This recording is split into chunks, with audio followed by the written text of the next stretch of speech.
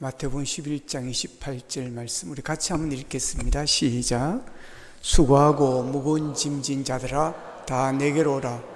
내가 너희를 쉬게 하리라. 아멘. 우리 옆 사람하고 인사하겠습니다. 행복하시길 바랍니다.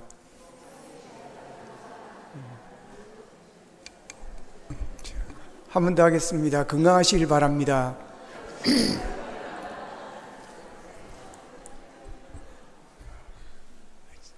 참 여러분 착하십니다. 예, 또 오라 한다고 오고 의리가 있으시고, 예, 우리 옆 사람은 한 번 더 하겠습니다. 참 착하십니다. 예, 약속도 잘 지키시고, 예, 또 의리도 있으시고, 예, 감사합니다.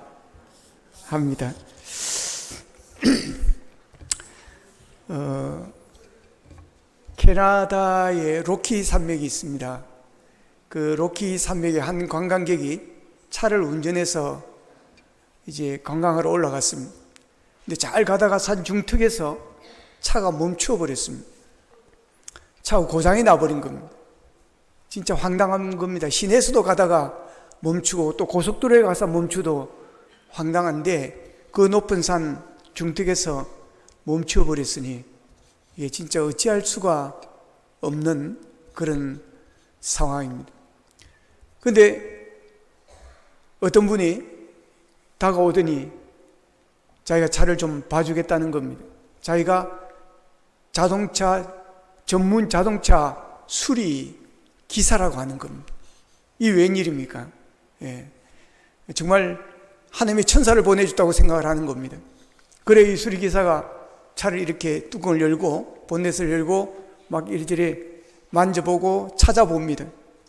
근데 못 찾겠다는 겁니다. 못 고치겠다는 것입니다. 이유를 자기도 모르겠다라고 하는 겁니다. 이 사람이 기대를 했다가 막 기대에 부풀렸다가 안 된다고 하니까 이게 큰 실망을 한 겁니다. 그러고 나서 이제 당황하고 있는데 이제 날은 어두워지고 근데 한 노신사가 다가오더니 차에 문제가 있는가 봐요. 네, 고장이 났습니다. 제가 좀 받으러 될까요? 그러니까 이 사람이 자동차 수리 전문기사도 못 고쳤는데 찾지를 못했는데 뭐 나이 드신 분이 와서 그래 하니까 노인이 와서 하니까 별로 기대를 안 했습니다. 퉁명스럽게 한번 해보세요. 그래서 그래 이분이 몇 군데를 탁탁탁탁 손을 보더니 시동을 거는데 팍 하면서 이제 시동이 걸리는 겁니다. 너무 좋았습니다.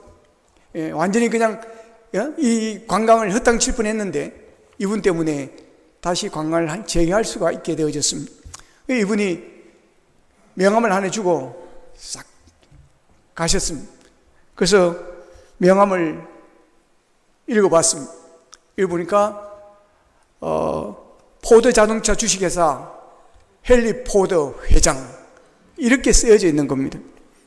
이 사람이 놀랐습니다. 이분이 헨리 포드 회장이시구나. 여러분 그 고장난 자동차 전문 수리기사도 고치지를 못했는데 여러분 이분이 고치셨습니다. 이분이 바로 그 포드 자동차를 설계하고 이것을 만드시는 그런 사람이었기 때문입니다. 그는 그 자동차에 대해서 세계에서 가장 잘 아는 그런 사람이었던 것입니다. 그렇습니다. 그것을 만든 사람이 그 물건에 대해서 가장 잘 압니다. 그래서 다 못 고쳐도 그것을 만든 사람은 그것을 고치는 것입니다. 이 세상에 있는 모든 것들이 우연히 된 것은 없습니다. 해외에 가보면 세계 유명한 박물관들이 있습니다. 영국에 가면 대형 박물관이 있고 프랑스에 가면 루브르 박물관이 있고 대만에 가면 국립고궁병 박물관이 있습니다. 이집트에 가면 대박물관이 있습니다. 그런데 가보면 작품들이 있습니다. 루브르 박물관 가면 모나리자라는 그 조그마한 그림 앞에 수많은 사람이 몰려 있습니다. 그런 모든 그림이나 작품들 밑에는 이름이 쓰여져 있습니다. 누구의 작품, 레오나르도의 작품. 이것은 어디에서 누가 발견한 것이다. 다 적혀 있습니다. 바다에 떠다니는 큰 배도 만든 조선소가 있습니다. 우리가 차고 다니는 시계도 만든 사람이 있고 만든 회사가 있습니다. 마찬가지로 이 세상의 모든 것이 우연히 생긴 것은 없습니다. 그것을 만드신 분이 있습니다. 이 세상도 우연히 만들어진 것이 아닌 것입니다. 누가 이 세상을 만들었을까요? 이것을 성경은 우리에게 가르쳐주고 있습니다. 하나님이 이 세상을 창조하셨다. 태초에 하나님이 세상을 창조하셨다라고 그렇게 우리에게 가르쳐주고 있습니다. 하나님이 세상을 만드셨습니다. 그래서 하나님이 이 세상을 다스리고 이 세상을 움직이고 계시는 분이십니다. 이 세상이 아무리 좋은 시계라도 여러분 세월이 오래되면 고장이 납니다. 멈춥니다. 박물관들에 가보면 가장 오래된 시계라는 시계의 종류들이 있습니다. 그러나 다 멈추어 있습니다. 그러나 멈춰지지 않는 시계가 있습니다. 그것은 하나님이 만든 시계인 것입니다. 제가 어릴 적에는 시계가 별로 없었습니다. 저도 시계가 없었습니다. 시골에서 초등학교, 중학생 시계, 고등학교 다닐 때도 시계 없었습니다. 그러면 어떻게 살아가느냐? 여러분, 새벽이 밝으면, 새벽이 되면 하루가 시작되어지는구나. 그래서 나가서 솥골을 베러 가는 겁니다. 그리고 와서 해가 뜨면 이제 돌아와서 밥을 먹고 학교를 가는 것입니다. 또한 시골에서 일을 하다가 해가 중천에 떴다. 그러면 점심시간입니다. 그러면 점심을 먹고 또 좀 있다가 오찬을 먹고 그리고 해가 서산으로 넘어갑니다. 그러면 이제는 정리를 하는 겁니다. 일을 정리합니다. 해가 넘어가면 노가다 하다가도 일을 정리를 합니다. 그리고 저녁을 먹고 잠자리에 드는 것입니다.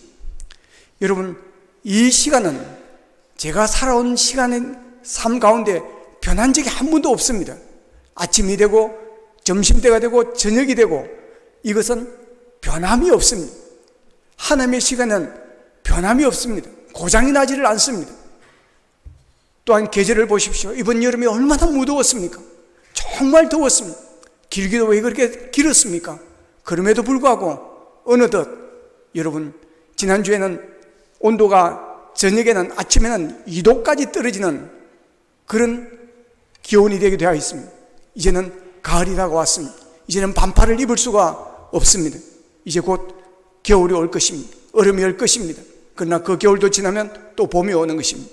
하나님의 시계는 고장이 없습니다.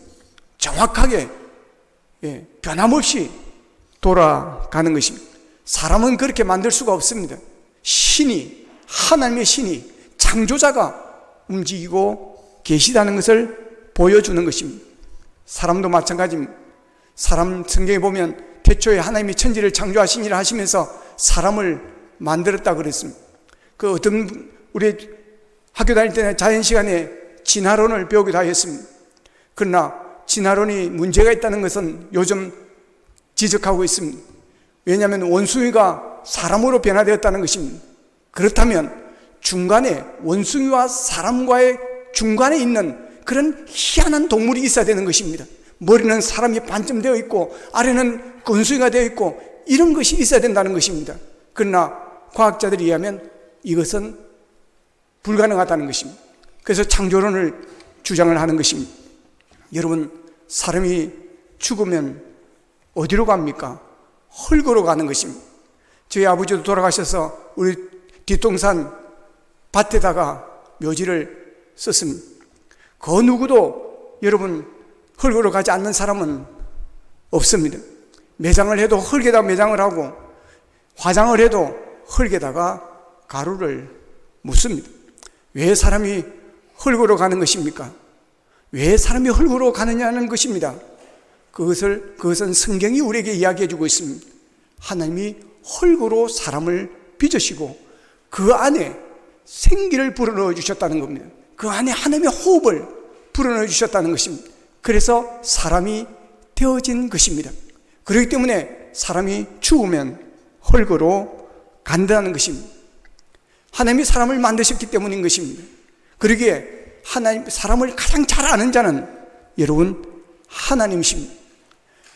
우리를, 나를, 여러분을 가장 잘 아시는 분은 하나님이십니다.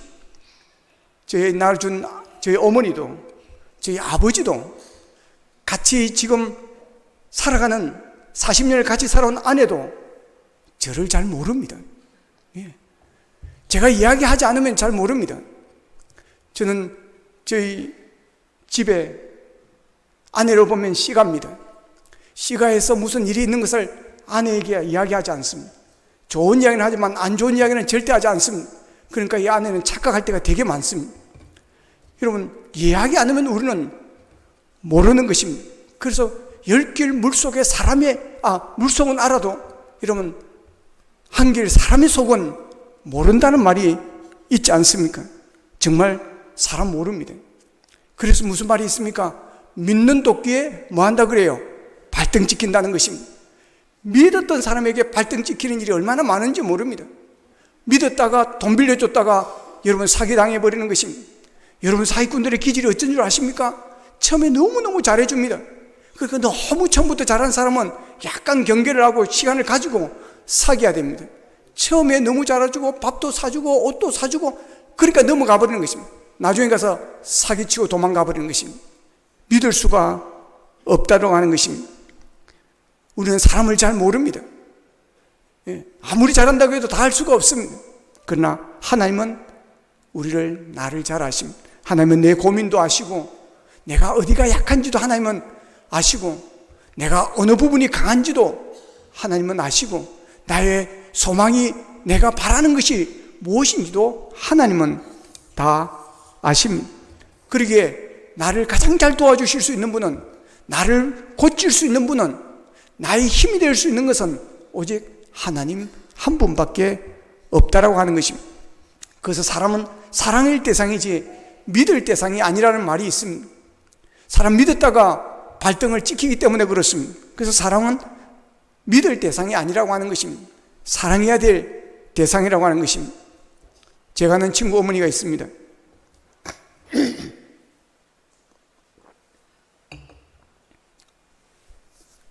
65세가 되었습니다. 나라에서 노령연금이라는 게 있다고 합니다. 그 노령연금을 받아야 되는데 재산이 많으면 안 되고 통장에 돈이 뭐 얼마 이상 되면 이걸 못 받는다는 겁니다. 그래가지고 이거 받으려고 통장에 있었던 돈을 아들에게 네가 좀 가지고 있어라. 내가 노령연금 때문에 이것 때문에 못 받는다. 그래가지고 3천만 원을 아들에게 맡겨놨습니다. 그래서 나중에 좀 시간이 몇 년 지나서 내가 좀 집을 이사를 해야 되겠고 하니까 그 3천만 원을 주라. 그랬더니 이 아들이 돈 다 써버리고 다 날려버리고 없다라고 하는 겁니다. 그래서 이 어머니가 실망을 해가지고 세상에 우리 엄마한테 와가지고 이 세상에 믿을 아들이 없다, 믿을 아들이라 믿을 놈이 없다고, 아들 놈도 딸년도 믿을 놈이 없다고 막 그러고 다니는 것을 보았습니다. 여러분, 어머니들 절대로 자식에게 돈 맡기지 마십시오. 차라리 노령만금 안 받는 게 낫지 3천만 원, 5천만 원 날리면 훨씬 더 손해입니다. 여러분, 아들 믿으면 안 됩니다. 여러분, 그럼 딸은 믿으면 되냐? 딸년도 믿으면 안 됩니다. 여러분, 옛날부터 딸년을 뭐라 그랬습니까? 도둑년이라 그랬습니다. 여러분, 믿으면 안 됩니다. 여러분, 믿을 사람 없습니다. 오직 우리가 믿을 수 있는 분은 하나님밖에 없습니다. 여러분, 하나님을 믿으십시오. 하나님을 의지하십시오. 하나님은 절대 배신하지 않습니다. 하나님은 한번 택하시면 절대 버리지 않습니다. 여러분의 힘이 되어주시고 여러분의 능력이 되어주시고 여러분의 권세가 되어주십니다. 하나님은 전능하신 분이십니다. 천지를 만드신 분이 여러분 전능하지 않고 만드실 수가 있겠습니까? 여러분, 그 하나님은 능치 못함이 없습니다. 그래서 내가 말하는 것, 내가 소원하는 것, 하나님께 기도할 때 하나님께서 합하실 때는 여러분 부어주시는 것입니다. 바다를 건너게도 하시고 죽을 자를 살리기도 하시는 하나님이심을 믿으시기를 바랍니다.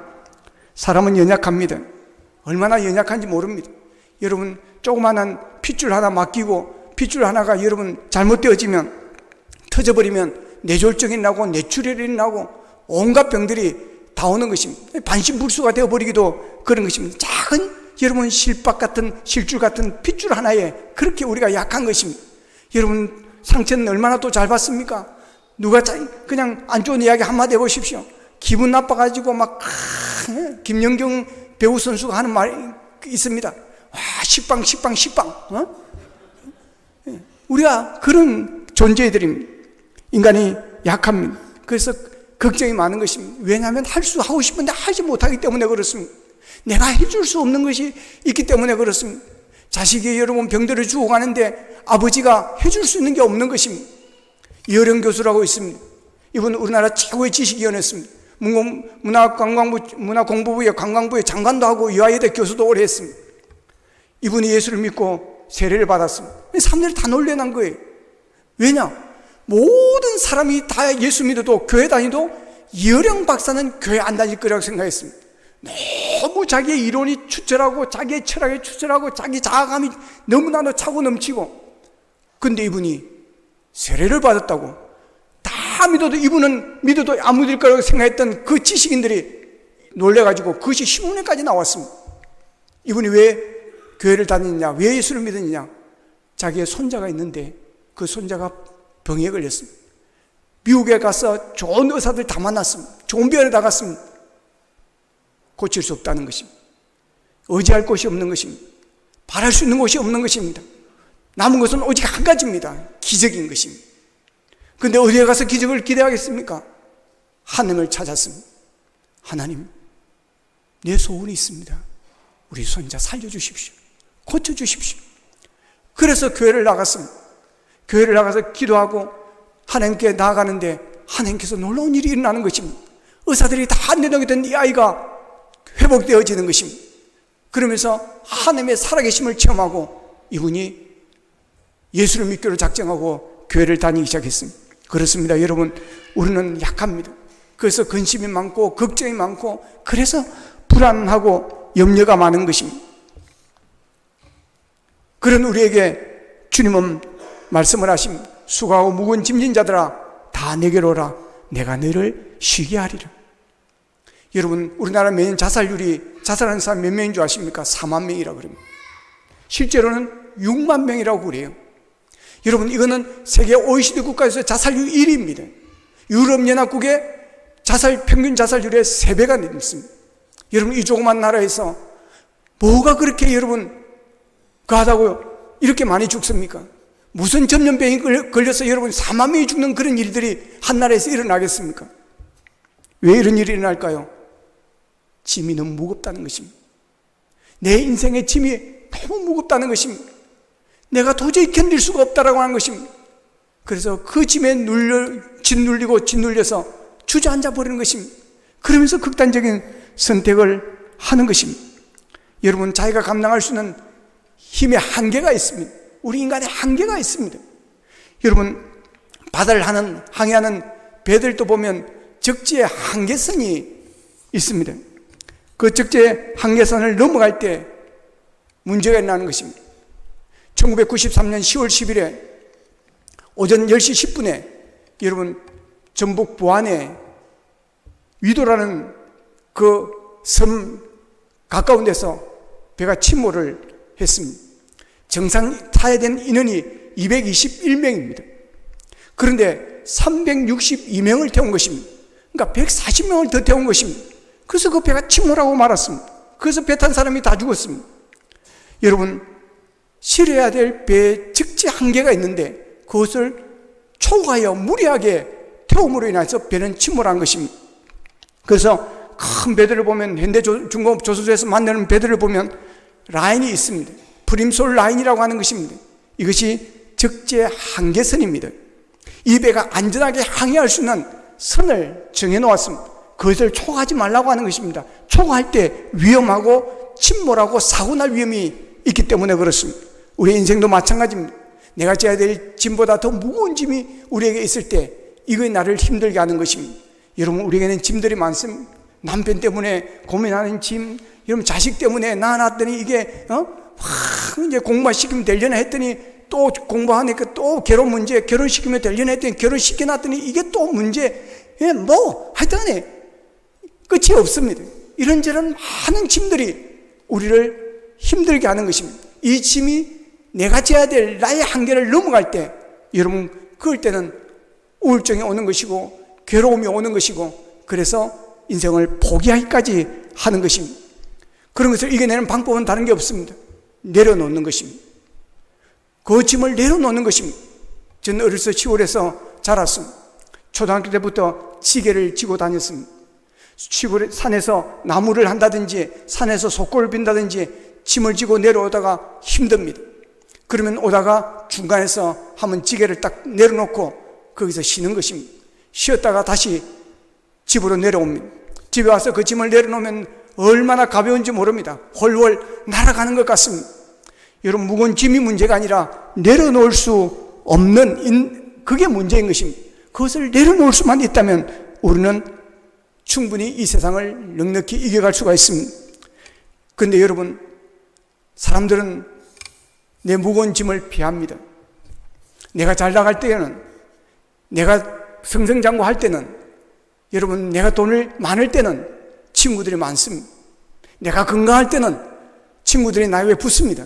근데 내가 사업에 망하고 돈이 떨어지고 내가 병이 걸리고 그러면요, 사람들은 멀어집니다. 그런 사람이 전화를 하면 전화 잘 안 받습니다. 이게 또 돈 빌려달라고 하는 거 아닌가? 또 뭐 도와달라고 하는 거 아닌가? 또 뭘 팔아달라고 하는 거 아닌가?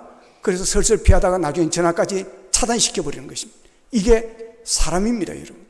그러나 우리 예수님께서는 짐 없는 자들, 아무 문제 없는 자들, 잘 나가는 자들, 의인들, 그런 사람을 오라고 하지 않습니다. 수고하고 무거운 짐진 자를 우리에게 오라고 말씀하시는 것입니다. 그 짐을 예수님께서 대신 다 져주시겠다는 것입니다. 그 짐을 책임져 주시겠다고 하는 것입니다. 여러분, 예수님께 그 짐을 맡겨보시기를 바랍니다.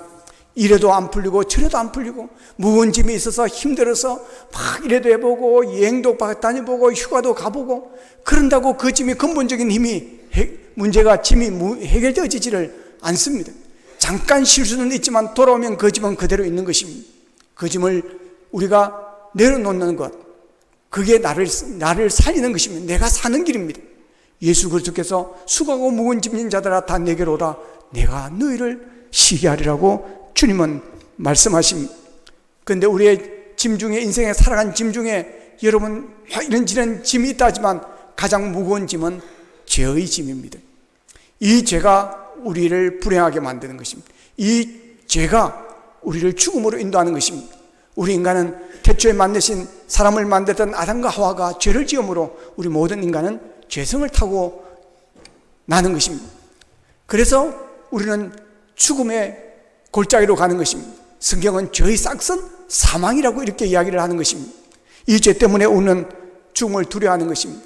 모든 사람들은 다 이 죽음에 대한 두려움이 있습니다. 병원에 갔습니다. 열었습니다. 암이라는 겁니다. 그러면 사람들 다 놀라는 것입니다. 두려워하는 것입니다. 왜 그렇습니까? 암이 죽을 확률이 높기 때문에 그렇습니다. 조기 발견은 그래도 요즘 생존율이 되게 높지만 여러분 사기를 넘어가고 말기가 되어진다면 이것은 가능성이 별로 없습니다. 그래서 두려워하는 것입니다. 그래서 누구나 죽음에 대한 불안함이 있습니다. 이화여대 교수로 오랫동안 봉직을 하다가 은퇴하신, 퇴직하신 이근호 교수님이 계십니다. 이분은 정신과 전문의입니다. 이분이 퇴직하고 나서 글도 많이 쓰고 책도 많이 쓰고 강연도 다니고 이러시는 분이십니다. 이분이 이런 말을 했습니다. 사람은 누구나 죽음을 두려워하는데 나이에 따라서 와 닿는 게 다르더라고 하는 것입니다. 이분이 이제 90이 가까워지고 90이 되니까 죽음이라는 게 이전에 젊었을 때 다가오는 것하고 여러분 지금 그 나이가 되니까 훨씬 더 가까이 다가오더라는 것입니다. 그래서 이 죽음의 두려움이 이제는 내 앞에 곧 죽음이 있다는 걸 생각하니까 이게 두려운 것입니다. 그래서 그걸 좀 잊어보려고 매일 사무실에 나가고 책도 쓰기도 하고 글도 쓰기도 하고 강연도 다니고 막 이런다는 것입니다. 심지어 주일날에도 사무실에 나가는 이유가 바로 그렇다는 겁니다. 그래서 가족들이 그런다는 겁니다. 이제 좀 쉬어라. 이제 좀 쉬어라. 그 나이에 뭐 그렇게 자꾸 일을 하느냐고. 그러니까 이분이 그럽니다. 내가 쉬면, 집에 누워있으면 이제 내가 언제 죽을까? 내가 언제 죽을까? 이 죽음에 대한 두려움에서 벗어날 수가 없다는 것입니다. 일을 하면서 그것을 잊을 수가 있다는 것입니다. 그래서 그분은 하는 이야기입니다. 노인들에게 이제 좀 쉬세요. 이제 좀 쉬세요. 집에 좀 가만히 계세요. 절대 그런 말을 하면 안 된다라는 그런 말을 하였습니다. 그런데 여러분, 죽음의 두려움을 잊으려고 열심히 그렇게 일을 한다고 그 죽음이 여러분 멀어질까요? 그렇지 않습니다. 내가 죽음을 잊으려고 열심히 일을 하든 내가 집에서 쉬든 간에 죽음은 한 발짝 한 발짝 내게 가까이 다가오고 있습니다. 이것은 누구도 피할 수가 없습니다. 한번 사람이 죽는 것은 정해진 것입니다. 히브리서 9장 27절에 보면 한 번 죽는 것은 사람에게 정해진 것이요 그 후에는 심판이 있으니 그랬습니다. 여러분, 죽음이 끝이 아니라고 하는 것입니다. 우리 인간은 동물과 다릅니다. 하나님께서 우리를 흙으로 만드시고 생기를, 영혼을 우리에게 불어넣어 주셨습니다. 그래서 죽음이라는 정의는 여러분 호흡이 멈췄다가 아닙니다. 죽음이라는 정의는 영과 육체가 분리되어진다는 것입니다. 이것이 죽음의 의미입니다. 어쩔 수가 없습니다. 죽음 후에는 심판이 기다린다는 겁니다. 이 심판은 멸망이요 지옥을 의미하는 것입니다. 그런데 사람 모두가 죄인이기 때문에 이 죽음과 심판을 피할 수가 없습니다. 그래서 이 죄가 우리에게는 무서운 것입니다. 이 죄의 문제를 그 누구도 스스로 해결할 수가 없습니다. 모든 사람은 다 죄성을 가지고 태어나기 때문에 그렇습니다. 이 죄의 문제를 해결하실 수 있는 분은 오직 예수 그리스도밖에 없습니다. 그분은 하나님의 아들이십니다. 하나님의 아들이 이 땅에 사람의 몸을 입고 오셨습니다. 그 이유는 우리의 죄를 그분이 스스로 해결해 주시고 용서해 주시고 사해 주시고 우리를 심판해서 생명으로, 지옥에서 천국으로 옮겨주시기 위하여 그분이 이 땅에 오셨습니다. 사람의 몸을 입고 오셔서 십자가에서 죄 없으신 하나님의 아들이 십자가에서 못 박혀 죽으셨습니다. 내 죄값을 그분이 대신 치루어 주신 것입니다. 그래서 예수를 믿으면, 그분을 믿으면 내 죄를 그분이 대속하셨기 때문에 내가 죄가 없어지는 것입니다. 용서함을 받는 것입니다. 그래서 죽음 위에 지옥이 아니라 심판이 아니라 천국으로 가게 되어지는 것입니다. 그래서 예수 믿는 사람을 죽음을 두려워하지 않습니다. 90이 되었는데도 죽음이 두려워서 막 일도 하고 저 일도 하고 강연도 하고 책도 쓰고 글도 쓰고, 예수 믿는 사람은 그러지 않습니다. 물론 할 수 있는 일은 해야 합니다. 그러나 죽음을 피하기 위해서 죽음을 잊으려고 그런 거 아닙니다. 예수 믿는 사람은 죽음을 두려워하지 않습니다. 왜냐하면 내가 눈을 감으면 천국에서 눈을 뜨기 때문에 그렇습니다. 예수 그리스도를 믿음으로 하나님의 자녀가 되는 복을 받고 이제는 천국에서 눈을 뜨기 때문에 그렇습니다. 천국은 아픔도 없고 눈물도 없고 고통도 없고 다시 죽는 죽음도 없다고 성경은 그렇게 말씀하고 있습니다. 여러분, 이 세상은 잠깐입니다. 세월은 빠릅니다. 저희 어머니가 지금 93세입니다. 70대부터 늘 하시던 말씀입니다. 참 세상 빠르다, 세월 빠르다, 참 빠르다. 제가 볼 때는 그렇게 빠른 거 아닌 것 같은데 우리 어머니는 그렇게 빠르다는 이야기를 많이 했습니다. 사람들이 그렇게 이야기합니다. 우리 인생의 나이에 맞춰서 자동차의 속도를 비교합니다. 20대는 20km로 가고 30대는 30km로 가고 50대는 50km로 가고 60대는 60km로 가고 70대는 70km로 간다는 그런 말이 있습니다. 그만큼 나이가 들수록 더 빨리 시간이 간다라고 하는 것입니다. 우리가 짧은 세상, 여러분 이 땅에 살면서도 힘들고 어렵고 고통 가운데 살다가 죽어서까지 우리가 심판을 받고 멸망을 한다면 이보다 더 억울한 일이 어디 있겠습니까? 그러나 예수 믿고 구원받고 하나님의 자녀가 되어질 때 이 땅에서의 잠깐의 어려움이 있지만 여러분 눈을 감은 이후에는 영원히 천국에서 복락을 누리는 그런 은혜를 누리게 되어지는 것입니다. 이것을 위해서 오늘 여러분들을 초대하셨습니다. 여러분들이 예수 그리스도를 만나 여러분들이 하나님의 자녀가 되고 구원받고 영생 복락을 누리며 또한 이 땅에 살 때도 하나님께서 우리가 믿을 일 이 세상에 없다고 하였습니다. 그러나 하나님은 우리의 힘이 되시고 우리를 배반하지 않으시고 우리의 능력이 되시고 우리가 기도할 때마다 응답하여 주셔서 우리의 무거운 짐들을 이겨낼 수 있는 힘도 주시고 문제도 풀어주시는 은혜를 누리게 되어지는 것입니다. 여러분이 하나님께서 이번에 이렇게 초대하신 것은 하나님께서 여러분을 사랑하시기 때문입니다. 여러분의 발걸음이 옮겨진 것도 내가 오고 싶어서 왔지만 그러나 하나님께서 여러분의 발걸음을 인도하신 줄로 믿습니다.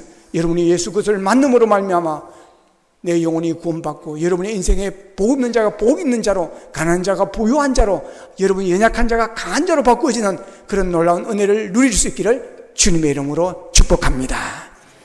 기도하겠습니다. 다 같이 한번 따라하겠습니다. 하나님 감사합니다. 저는 죄인입니다. 이 시간 예수님을 나의 구원자요 나의 주님으로 모시기를 원합니다. 하나님 내 안에 들어오셔서 제 마음을 다스려 주시고 내 삶을 인도하여 주시옵소서. 이제 예수님은 나의 구원자 주님이십니다. 하나님은 나의 아버지가 되시고 자녀가 되었습니다. 나를 구원해 주셔서 감사합니다. 지금부터 영원토록 나와 함께 하옵소서. 예수님의 이름으로 기도합니다. 아멘. 교회 소식을 알려드리겠습니다.